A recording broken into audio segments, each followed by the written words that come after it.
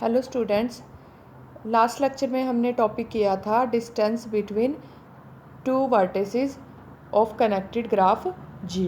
ठीक है, फिर उसके बेस पे हमने दो डेफिनेशन की थी। एसेंट्रिसिटी ऑफ ग्राफ, एसेंट्रिसिटी क्या होती है?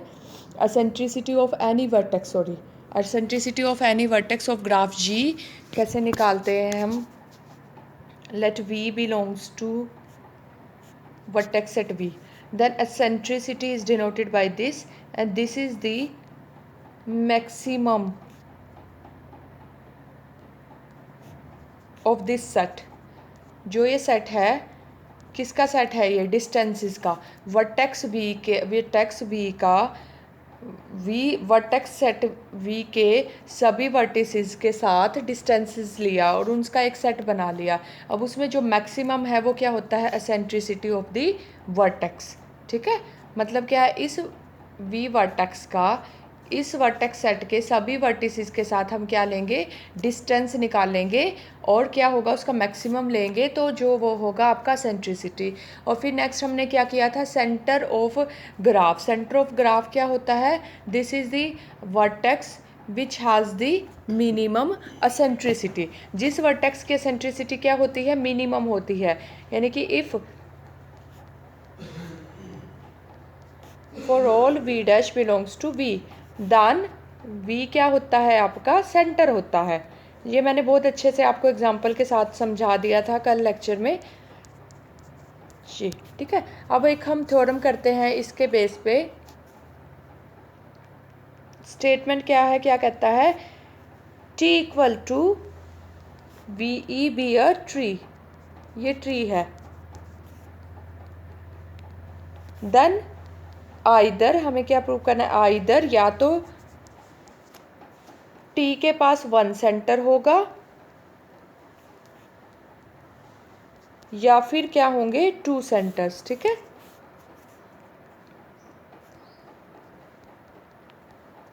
ये हमें प्रूव करना है।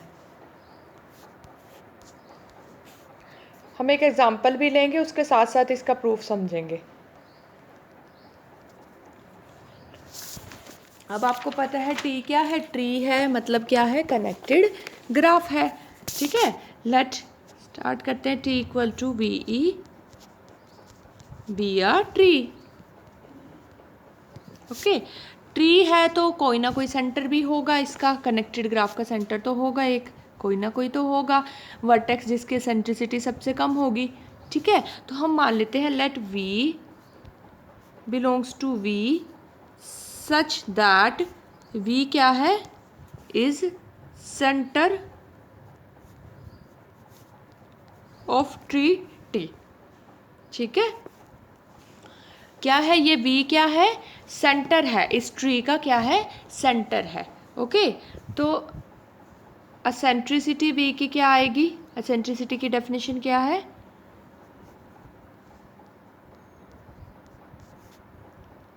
Maximum V dash belongs to we.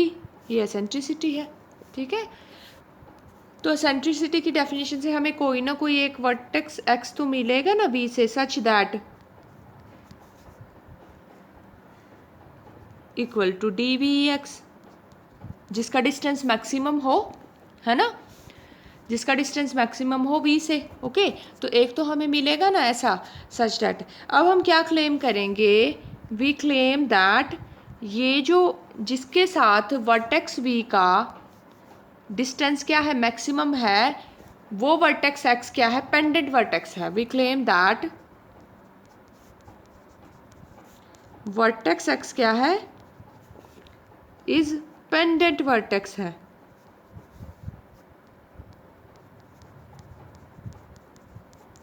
In tree T. ठीक है,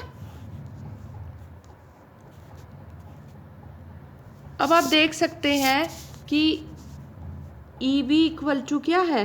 डी वी एक्स। ओके, तो आपको एक पाथ मिलेगा पी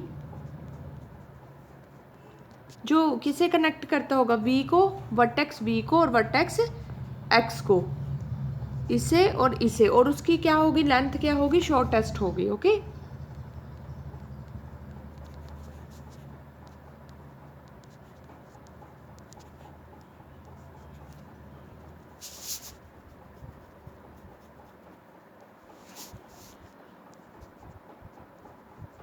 वी आर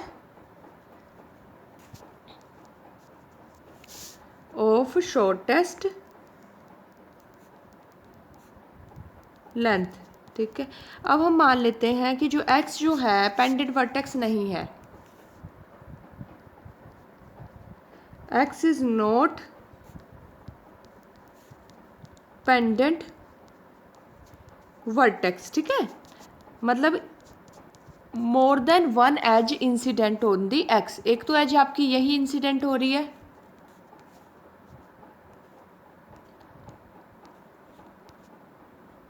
कौन से वाली, ER-1 है ना। ठीक है, एक तो एज आपकी यही है,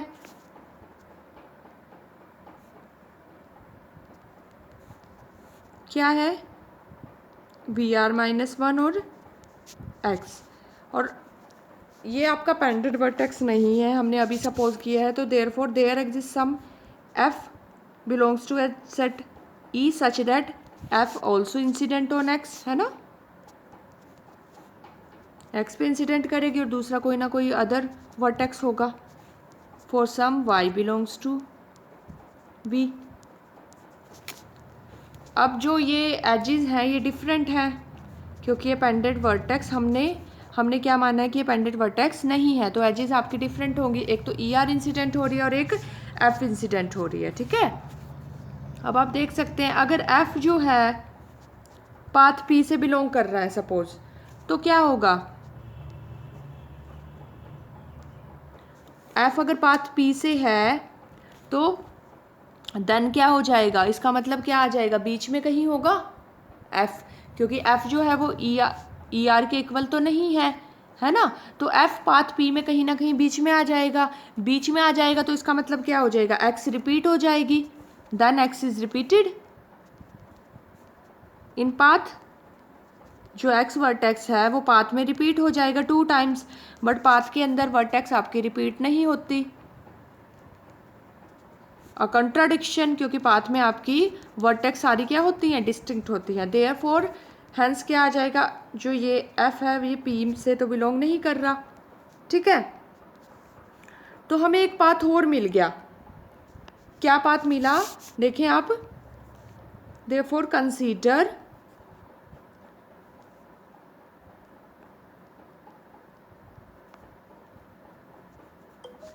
पाथ P डैश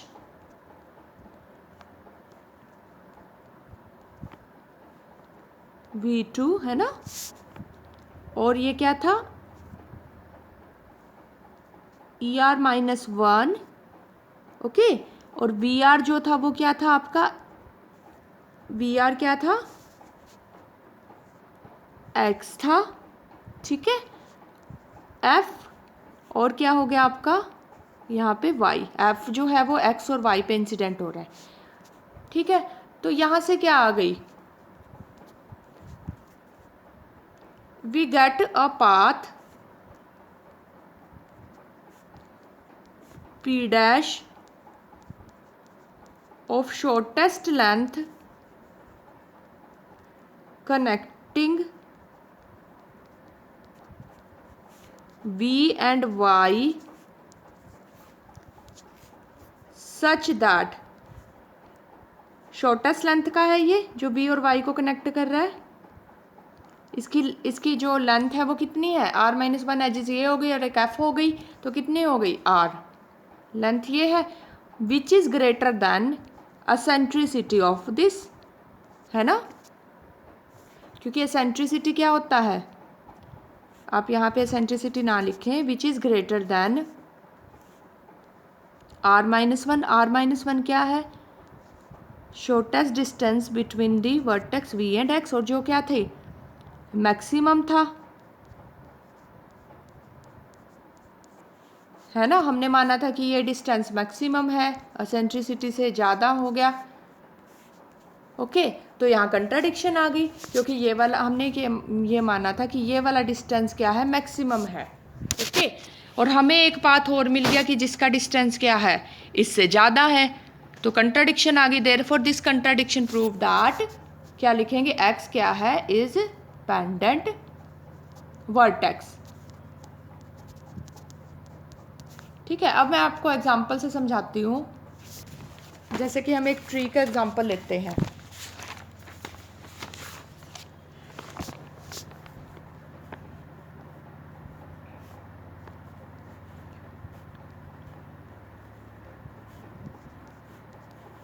ठीक है, अब हम हर एक वर्टेक्स की क्या करते हैं, सेंट्रिसिटी लिखते हैं। 3 की एसेंट्रिसिटी कैसे निकालेंगे, पहले 3 का डिस्टेंस हर एक वर्टेक्स के साथ लिखेंगे। 3 का जो डिस्टेंस है वो हर एक वर्टेक्स के साथ, और उसका मैक्सिमम जो होगा, देखें 1 के साथ इसका डिस्टेंस क्या है, 1 है। 4 के साथ इसका डिस्टेंस क्या है, 1 2 है ना, शॉर्टेस्ट पाथ तो यही बन रहा है। 2 के साथ इसका डिस्टेंस क्या है, 1 2, और 6 के साथ इसका डिस्टेंस क्या है, 1 2 3, और 5 वर्टेक्स के साथ इसका डिस्टेंस क्या है, 1 2 3। तो मैक्सिमम आपका क्या आया, 3, इसकी एसेंट्रिसिटी 3 आ गई। सिमिलरली 4 जो वर्टेक्स है इसकी एसेंट्रिसिटी भी क्या आएगी, 3 आएगी। ठीक है, अब वर्टेक्स 1 की एसेंट्रिसिटी आप निकाल लें। ठीक है, तो हम क्या, वर्टेक्स 1 की क्या आएगी, इसके साथ 1 1 1 2, तो आपकी 2 आ जाएगी। आप चेक कर लेना, वर्टेक्स 1 की एसेंट्रिसिटी आपकी 2 आएगी। ठीक है, फिर इसी तरह से वर्टेक्स 2 की एसेंट्रिसिटी आप निकाल लें, 1 2, इसकी भी मैक्सिमम 2 ही बनेगा। फिर वर्टेक्स 5 की निकालेंगे, आपकी 3 आएगी, और वर्टेक्स 6 की आप कैलकुलेट करके देख लेना, 3। तो अब मिनिमम क्या आएगा इस सेट का, सेंट्रिसिटीज़ का मिनिमम सेट क्या है, 3 3 2 2 3 3, है ना, क्या आया मिनिमम। ठीक है, मिनिमम क्या है, सॉरी, मिनिमम आपका क्या आएगा, 2 आएगा। अब 2 एसेंट्रिसिटी किस किस वर्टेक्स की है, 1 की है 2, और वर्टेक्स 2 की 2 है। ठीक है, तो 1 और 2, since eccentricity of 1 is less than equal to eccentricity of all vertices, therefore हम मान ले, देयरफॉर क्या होगा, 1 और 2 इसके क्या होंगे, सेंटर्स होंगे। तो इस ट्री के क्या है, 2 सेंटर्स होंगे। ओके, तो अब आप ये देखें, जो आपका 1 है, अगर हम 1 की बात करते हैं तो इसका जो डिस्टेंस है, 1 की एसेंट्रिसिटी की बात करते हैं, इसका जो डिस्टेंस है वो किसके साथ है, मैक्सिमम डिस्टेंस पेंडेंट वर्टेक्स 6 के साथ, और पेंडेंट वर्टेक्स, अगर हम 1 1 आप क्या क्या है एक तरह से, since 1 is the centre of the tree and eccentricity of 1 क्या है, 2 है ना, और इसकी एसेंट्रिसिटी किस किस के साथ है, 6 के साथ 2 है ना, 1 और 2, और एक 5 के साथ 2 है, और ये दोनों क्या है, पेंडेंट वर्टेक्स है। तो वो जब हम एसेंट्रिसिटी की बात करते हैं तो मैक्सिमम डिस्टेंस जो होता है ना वो किसके साथ होता है, पेंडेंट वर्टेक्स के साथ। तो अगर हम इस ट्री में से ये दोनों पेंडेंट वर्टेक्स निकाल दें तो रिमेनिंग ट्री आपका क्या बचेगा, ये बचेगा 1 2 3 4। ठीक है, यहाँ पे थोड़ा करेक्शन कर देते हैं।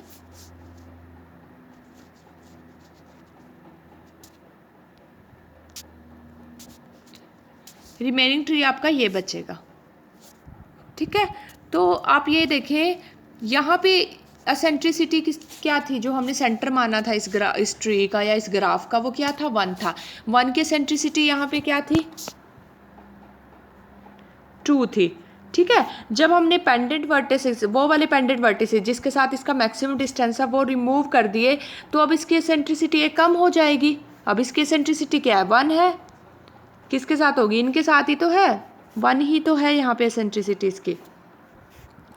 तो अगर आप इन पेंडेंट वर्टेक्स को रिमूव कर दें तो जो रिमेनिंग ट्री आएगा उसमें क्या बचेगा, सिर्फ एक वर्टेक्स बचेगा, 1, है ना।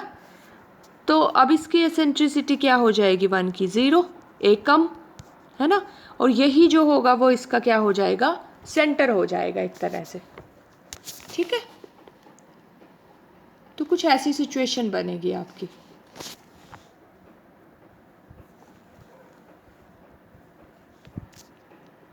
तो यही आपकी थ्योरम है, आप ऐसे ही एक्सप्लेन करेंगे इसको थ्योरम को। अब आपको एग्जांपल से समझ आ गया होगा, एग्जांपल से हम इसे ऐसे ही एक्सप्लेन करेंगे कि आपने क्या करना है, जो पेंडेंट वर्टेक्स है उसको रिमूव कर दिया, ठीक है।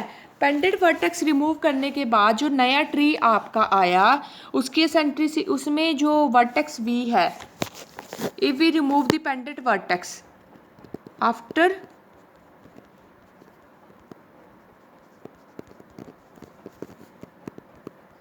पेंडेंट वर्टेक्स, न्यू जो tree we get tree T1 in which eccentricity जो है V की वो क्या हो जाएगी, eccentricity of V in T से क्या हो जाएगी, एक कम, ठीक है। बट स्टिल अगर V जो है सेंटर है T में, but still V is centre in T1, but T1 में भी वो सेंटर रहेगा, ठीक है। इसी तरह से फिर आप क्या करें, अगर अब फिर से आप पेंडेंट वर्टेक्स रिमूव कर दें, आपको ट्री T2 मिल जाएगा, ठीक है। उसमें एसेंट्रिसिटी एक कम और हो जाएगी उसकी। तो आप since the number of vertices जो है वो क्या है, फाइनाइट है, पेंडेंट वर्टिसेस क्या है, फाइनाइट है। तो after removing, after deletion of pendant vertices in tree does not alter the centre of tree, centre of tree को अल्टर नहीं करता अगर हम पेंडेंट वर्टिसेस को डिलीट कर देते हैं ट्री में से, ठीक है। तो जो सेंटर है आपका तब भी वो वही रहेगा after removing the pendant vertices in tree, centre does not alter. तो we continue our process of deletion of pendant vertices, ठीक है। जो पेंडेंट वर्टिसेस का है प्रोसेस हम ऐसे ही कंटिन्यू रखेंगे।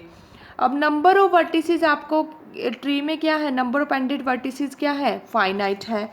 तो in last but one step, last में हमारे पास क्या होगा, वी गेट अ ट्री, हमें एक ट्री मिल जाएगा जिसके पास क्या होंगे, या तो 2 वर्टिसेस होंगे या फिर 3 वर्टिसेस होंगे, ठीक है।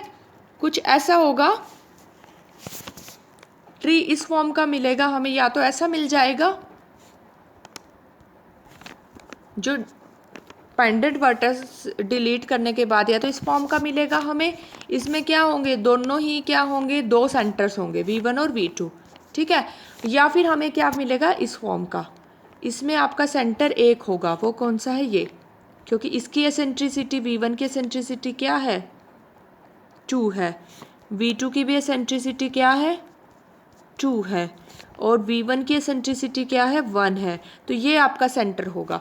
तो after the deletion of pendant vertices we get the tree of the form this, या तो इस फॉर्म का मिलेगा, इसमें क्या होगा, सेंटर 2 होंगे और इसमें सेंटर क्या होंगे, आपका 1 होगा, ठीक है। तो 10 tree always has a centre या फिर 2 सेंटर्स। इस तरह से हम इसको आप थ्योरेटिकली से लिखेंगे और ये आपका क्या है, प्रूफ है इस थ्योरम का।